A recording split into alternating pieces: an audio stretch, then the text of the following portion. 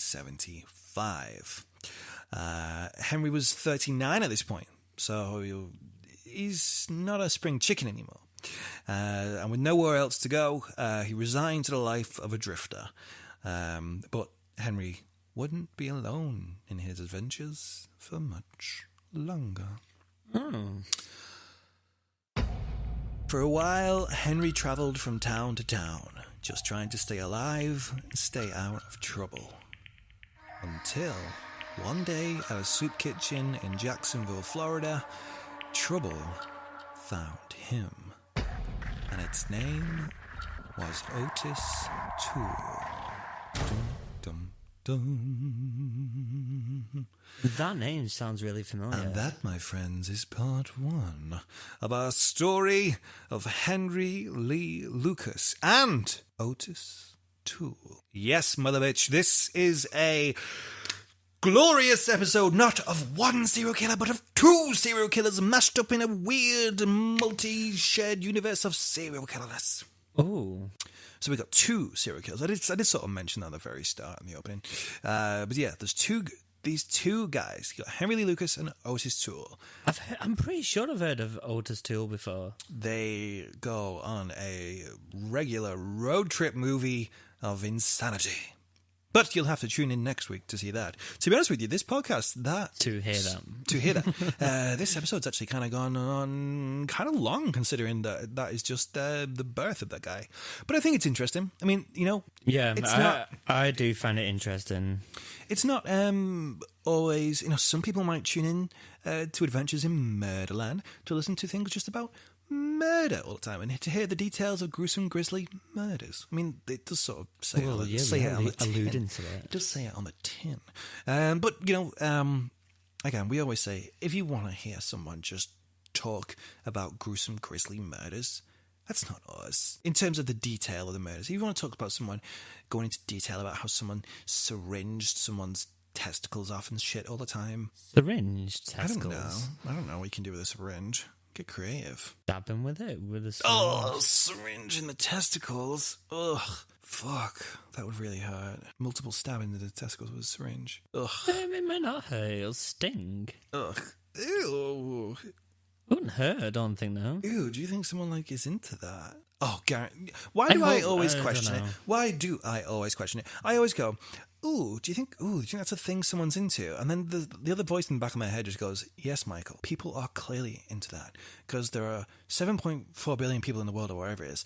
And the weird shit I've seen on Pornhub sometimes is insane. What are you doing on Pornhub? You know that I'm only messing. You know that I purposely search for weird shit, just to freak people out. Like, friends come around, we'll no, you'll never want to come here ours for a dinner party.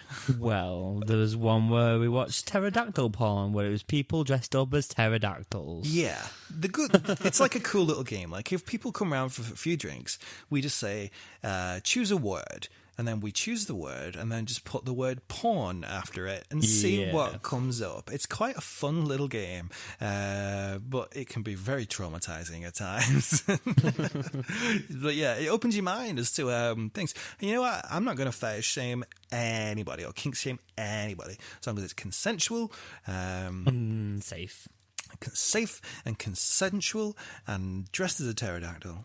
Unsensual. No, consensual. No, unsensual. Oh, unsensual, yes. It must be sensual and consensual. Well, the only sensual sex is consensual sex. Should we put that on a t-shirt? No, definitely shouldn't. I couldn't wear that in work anyway.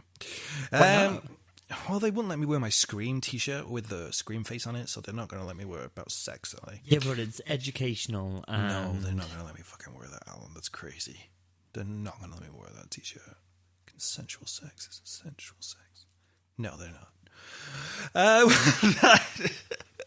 Well, thank you everyone for listening. I hope you've enjoyed this one. It's a little bit different. From time to time, we do just like to test out different structures and different ways that we can tell these stories. So this is just one of those little tests. If it doesn't work out, if we don't like it, it's all right. We'll just do it, move on. It's all right. We'll pack up. We'll change it back up again in a couple episodes and we're done with it. I'll become Cockneys. Cockneys, innit? That's what you do. This is my new accent now.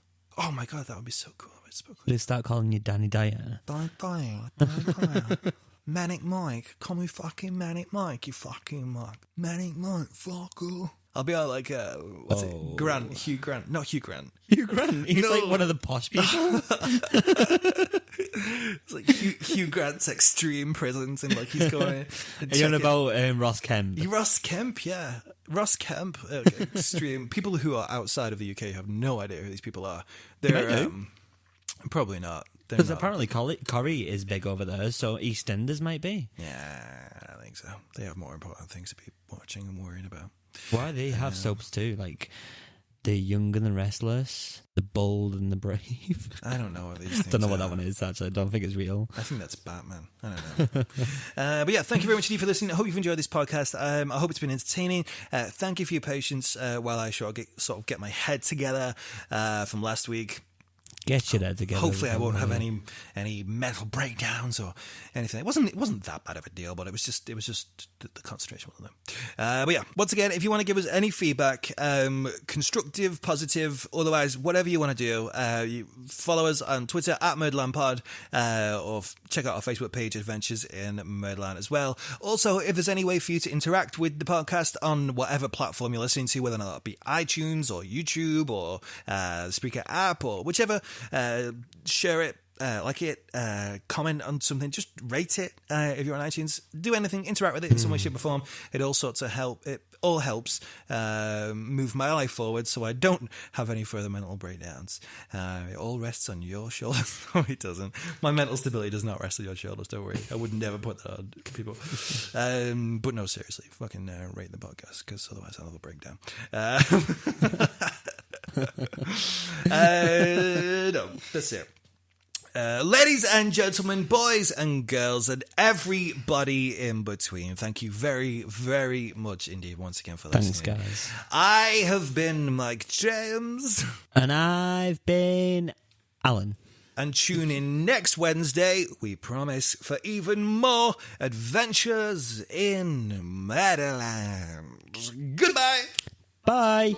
Chocolate starfish in a hot dog flavor.